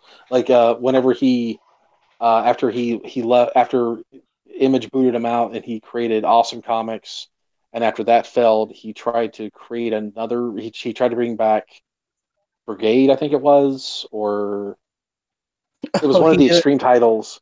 And he was so late that like Diamond just flat out said that like we're not gonna like carry your books anymore, because he would keep giving Diamond dates of like when the book was going to ship, and it never did. And the one issue of Youngblood that Mark Millar, however you say his last name, wrote, only had the one issue because he just never finished up the rest of it. It was supposed to be four issues, but it only the one came out. So maybe he's just very charismatic and hustler, kind of like Nasser, maybe. John Diller Game the System says, no one does sun-kissed skin and windswept ponytails like Rob. Yeah, true. That is true. That is true. That is true. And don't forget the fanny packs. He loves fanny packs. He does. And the weird boxer things that go around the face. Yeah. That Shatterstar would have. Yeah. Absolutely. That made no. And then whenever you would take it off, like their hairstyle would be totally different. Well, I see 2 ladies in this picture, and they both look almost identical, so I don't know what that is. But Nick W says, dude used to dig through Marvel trash cans. Years later, he was kicked out of Image for poaching talent from his colleagues. Okay. Yep, Liefeld's style was unique at the time, and there was an initial wow, but now no. Trusted Psychic says, first work I saw from Rob was Hawk and Dove. I still like the early work. I did like Hawk and Dove, to be honest with you, but I never thought the art was very good. At that time, it was Marvel marketing a youth movement. Oh, okay. Dr. Wright, who I'm hoping he's not triggered anymore, says there are plenty of artists who were just fortunate or good at selling particular parts of their medium. Okay. Perth Comics says, Cable ripoff, but not Cable. Nick W says, Chester, is that a red swastika? Oh, let me go back and find it. Look at those shoulder pads. Trusty Kai Psychic says, I bought a bunch of extreme comics at an outdoor book market in Paris for about 10 cents each. I left them there when I came back to the States. Okay, sweet. Let's go look at the swastika. I don't know if you guys have seen it. You probably haven't. But go on YouTube and type it in. There's a video of him when he went back to DC to do a Hawk and Dove, where he's on vacation somewhere, I guess in California, and he's literally driving. He's filming himself driving down the highway, and he has a page of Hawk and Dove on his steering wheel, and he's inking a page of Hawk and Dove while he's filming himself while driving on the interstate. Are you freaking kidding me? No, I am. You can go find it. Just like type it in. I mean, it is insane.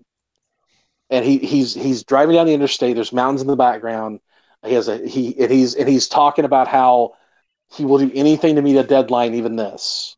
And he has a page of Hawk and Dove on his steering wheel, inking it, while also filming himself while driving. I'm surprised he didn't get into an accident. So, like I say, he's lucky. Okay, I'm just gonna say it. That sounds cool. Like it's dangerous, but that sounds Like next Well, level cool stuff right there. I mean, it was Extreme Comics, and I guess he's he is the brand names. There you go. That's pretty extreme. Extreme drawing. There you go.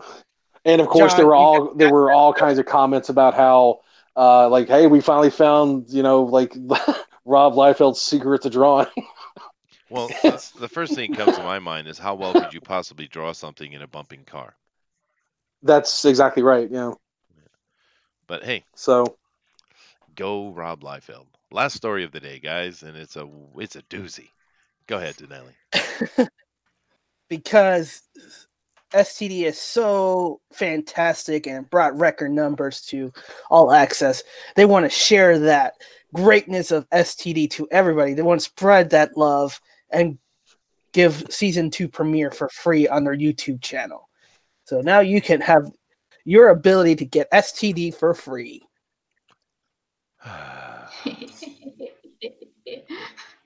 Look at these costumes. Don't they look awesome? Jesus, man. I've not seen any part of this. This is a train wreck, of course. The season 1 was really, really bad, and no one watched it, and everyone just made fun of it and joked about it because it's not Star Trek at all. And I still don't understand why her name is Michael and not Michelle. I don't get it. And I also don't understand how she is a half sister or somehow sister of Spock, which is odd. And I don't understand why Spock has a beard and he looks like a hipster now. She's the adopted so much. daughter. Please go ahead. I'm sorry. I'm mumbling curse words out of my mouth because please go ahead. I'm sorry. Nonsense, dude. So to answer some of your question, that's not really important. She's the older adopted daughter. I've never heard of in all the what is it 50, 60 years of But this isn't part of the Prime canon, which is the real Star Trek. This is part of the J.J. Abrams Calvin timeline that follows the movies. So there you go. And why does Spock have a beard and looks like a hipster? Because he's edgy. He's an edgy boy. He's a Vulcan. He's an edgy boy. Every time I want to be edgy, I just grow a beard as well. See? That would be very edgy. See, I could have been very naughty there, but I held myself back, Pope. I held myself back. It's because he's out of his Vulcan mind. That's right. Yeah. Because you're older now. I know it is because I'm older. That's what it is. Thank you. Another grandpa shade thrown at me. It's wonderful. But yeah, does anyone care at all about this STD thing at all? Anybody? Even the no, I've never seen about this. Much like I don't care about seeing the Avengers in-game trailers. Ooh. I've never seen one episode of Discovery, and I don't care to. It looks awful. Should I hit the button, Booster? Should I hit the button? You think I should do it? Stop. I should do it. I think I should do it. I'm going to do it. I'm doing it. Don't do it. Yeah. Oh, do it. this is oh, like the rest of boy, why does that seem perfectly appropriate? Anyway, these guys are desperate. They've been. This is not working out for them. CBS All Access is not working out, and of course, any layman could have told you it's not going to, dude. People are not going to spend money for 10 different streaming services. They're not going to do it. Maybe people will spend for 2, maybe, but it's just not going to be. In CBS, you don't have enough to offer. Just like Disney, not Disney, but DC's universe. It doesn't have legs, you know. I don't know about that. I always look back to the GameCube console back in the day. Like nobody wanted to buy it, but then they got like the Resident Evil exclusive, and it was like, oh well, if you want to play the new Resident Evil games, you have they're it's like Resident Evil 0 with the remake of the first one and Resident Evil 4. So that's what sold the GameCube. And I think if CBS All Access would have put out a good Trek series that wasn't trying to shove all that nonsense down your throat, and actually like a well done something that would be in the range of like DS9 or next gen, I think that could have possibly worked out for them. At least give them a bit of like a launching board, give them a chance. It seems like that's what they're trying to do with the new Picard series. What does everybody think about the new Picard series? Is anybody Well, excited for that? Does anybody No. well, he care? got up Or on stage and he said that he needs to take the personal. SJW. SJWs. Yes, well, SJW. yes, It's SJW. Picard. yes. I'm out. Yes, that's what he did. He got up on stage and he basically said that he needs to take personal responsibility for these horrible men in the white privilege of the world, and he needs to do that through his medium. So his next project is going to be looking at the plight of diversity and the horrible privilege that white people have. That's what Picard is doing. Excuse me, Patrick Stewart is doing, and this series is going that to embrace sucks. that. Well, he I said didn't it. know You can go that. find it if you want. Yeah, And I totally, I just, I didn't know that. And it sucks because it's like, I really like Patrick Stewart and I love Picard and I love Next Gen. And it's just like, I mean, why do you got to come back as like an old geezer and screw it up, man? Like, come on, man. That's like 20 years of my life that I can look back fondly on. And you're going to embrace all this nonsense and start talking all this garbage. And it's just going to just tarnish everything. Like, can't you just leave it alone? No, they can't. Or make sense, or just not be like a shill. Well, That's a you do shame. realize Yeah. when we see this happening across all media, whether it be comic books, board games, movies, whatever, anything that men like is under attack. And we talk about go get woke, go broke. What are they doing? Why are they losing money? Why are they sticking behind this? Because that's what they want. They want to destroy it. Don't listen to their anger and angst as people not liking what they like. It's exactly what they want. They are winning actually, because they want to destroy everything that men like, because men are the most horrible, evil thing that has ever been created under God's Son. And that's the reality. Hallelujah. Yeah, just to keep the temperature low and cool. That's why I didn't add the Shira articles coming up.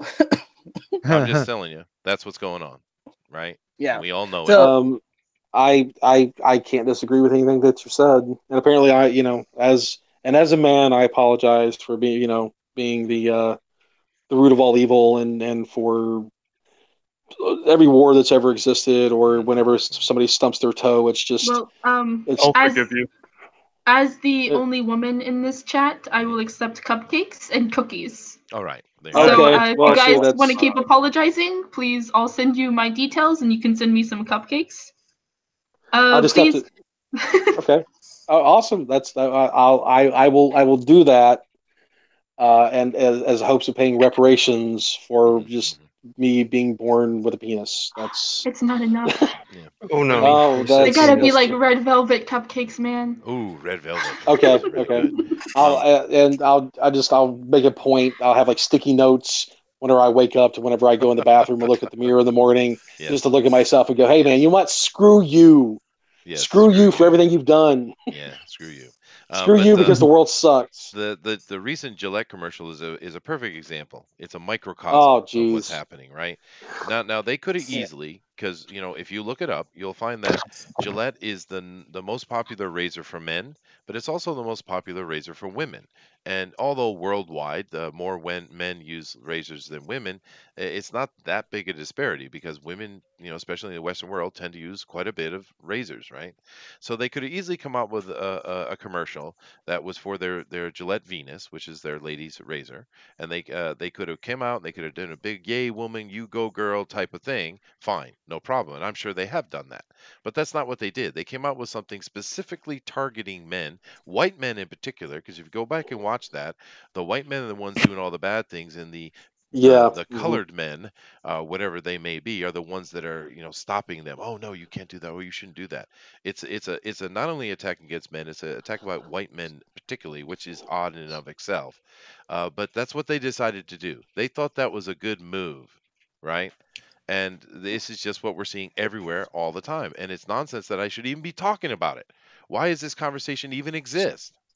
But it does. Well, part of the issue with why they couldn't have done that with women is because for men, you're shaving to be more cosmopolitan and removing all of that masculinity. For women, they're saying that they don't want to shave anymore and grow their hair out and be natural, and that's their prerogative to do so, which means they would not be using the Gillette product.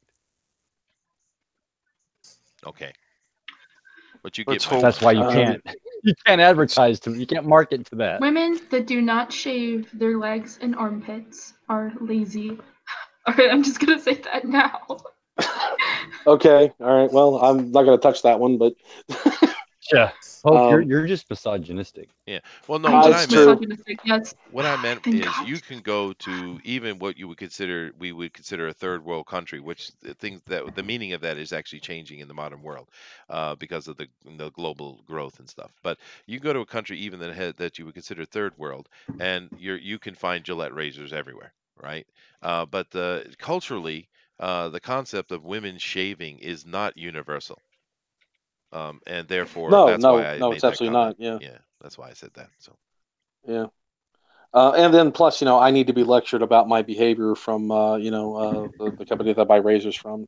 yeah, of course. And I need to be lectured on parenting after that by Pepsi, and how I treat my parents by, McDonald's, because Yep, No, that's here's just how it works, man. it is. Yeah. here's what bothers me though. They still have the pink razors, and that's like a big thing for feminists that pink razors cost so much more. So That is why? odd, though. Why do they? Because women will spend more money because women are stupid about spending money. I mean, look at me. I buy a crap ton of art. Like, I am the perfect example as to why women should be given money. I see. All right. But that's not Wow, all. that's Okay. funny because when Smith and Wesson comes out with their pink pistol, they don't charge anything. So that means that the firearm manufacturers are less gender Sexist. biased. Yeah. Well, see, the thing But is, no, if we actually had a true feminist movement that was worldwide, and the vast majority of women were coming out and saying, hey, there's a problem, well, we dudes would have to say, oh, okay, well, let's take a look at what's going on here. But the reality, that's not what's going on. We're talking a very small percentage of people who are just so loud that they take all the air out of every room they walk into, right? Because Yeah, most that's exactly women right. Yeah, don't think like that at all, right? My wife being one of them, she thought it was stupid too. She was like, what the hell are they doing, right? And yeah. she's I a mean, my Japanese um, lady. but my what you guys girlfriend does don't the exact same know, thing. So it's what you guys don't know just is dumb. that us women actually have like this big internet hangout room Hmm. where we all get together and we talk about how we can ruin everything for men. Yes. Uh, Mm. and, I've and heard the rumors, first thing but we did was we always say, well, what can we get them on? And the first thing it always is we just tell them that we're hungry, but that we don't know where to go. So we let them pick, and then we get mad about where they pick. That's the first rule on taking over the planet. That's why we never pick. Whatever you like, dear. See, that's the proper answer. Hmm. yes, that is yes. Yeah. But see, um, I get the joke, but the thing is, though, there actually are rooms like that with the very Yeah. small percentage that are making all this noise. They do have these rooms. They're called Reddit. They're called Tumblr, right? These Tumblr, exist, yes. and they they're actually called get Twitter together and nowadays. plan these So things. Hmm? Yeah, Twitter uh, is SJW. It Because is. nobody's yeah, using it. totally, it totally is. And the thing that blows my mind is it is when you kept saying it's like there's such a small vocal minority. That's the absolute truth. It's like it's such a small minority of people that are just running roughshod over everything, and I don't know how it got that way, and I don't know how how do you fix that? It's like everybody's so afraid of being called racist or bigoted or whatever that that's like the A bomb of like social faux pas now. Like if somebody calls Uh, you a racist or a bigot or something like that, it's just like, oh God, no, I'll let me spend millions of dollars and destroy my company so I don't hear that anymore. Hmm. it started in 2014 in colleges, so we have to take back the colleges. And That is a actually, problem, yeah. And Todd, Yeah, no, my there wife is. does not have a younger sister, but Japan is full of women who are very proud to be mothers and wives, actually. It's what a shocking thing it is. Do they like Americans? They do. Oh, Yeah, I'll be there. yeah. I also hear that they like tentacles. Tokyo. That's Tokyo. Yes. Yes, we But could see that booster as well. yeah. Oh, I'm But not gonna touch that one, but okay. But no, it's But true. Over here, they have a tradition like we used to have, and we still have some places where they take it very seriously. They take the responsibility of being a wife and a mother very, very seriously, and as they should, because we are a cooperative species. We need to have each other, and men do their thing and women do their thing, and together we create and move forward. Right, and the Japanese understand that clearly, as do many other people in many other countries. This is a Western virus and plague that is going on. It is not affecting the whole planet. But it is unfortunately one that is seen because we have so much control of the entertainment and the airwaves because of first worldness. Okay, yeah, I want to ask you this: since you live in Japan, and I've always wondered about this. What are they? Is the whole SJW thing, is that sticking over there? Is that No, starting to creep in, or not even a do they little. just look at it and do they just look at it and think this is just some like retarded only in Western Tokyo. stuff?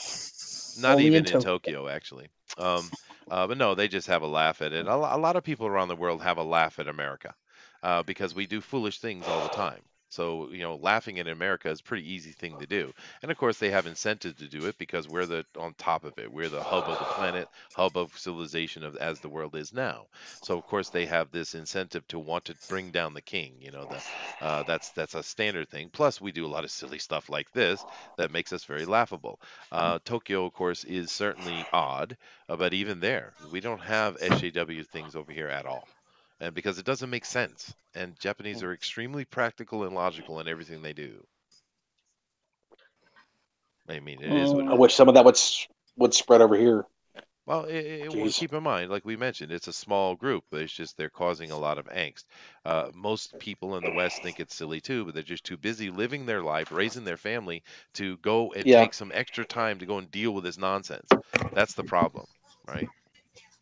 yeah, absolutely, yeah, yeah. Most people like most people in the West don't even like if you mention like SJWs or uh, uh, Comicsgate or Gamergate, or they don't even know what you're talking about. So, um, yeah, I mean, yeah, geez, Yeah. it We are we unfortunately are the field that I chose to work in has been I need the still booster. Yeah, no, we're yeah. we're at the end here anyway.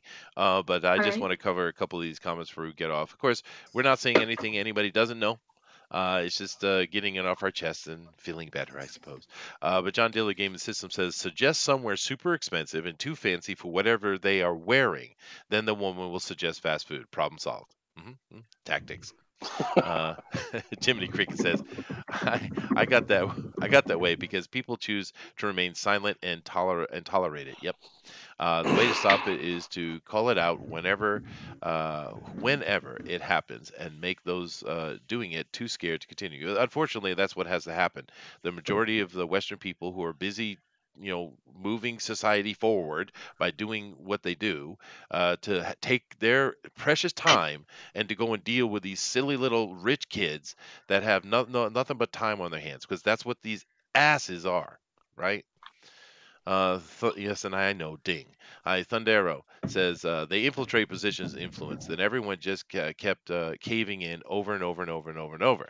Even though people like me keep warning the NPCs what would happen. Yeah. Well, universities have formed a monoculture in Australia that students either agree or acquiesce to. No, that's true, Perth Comics.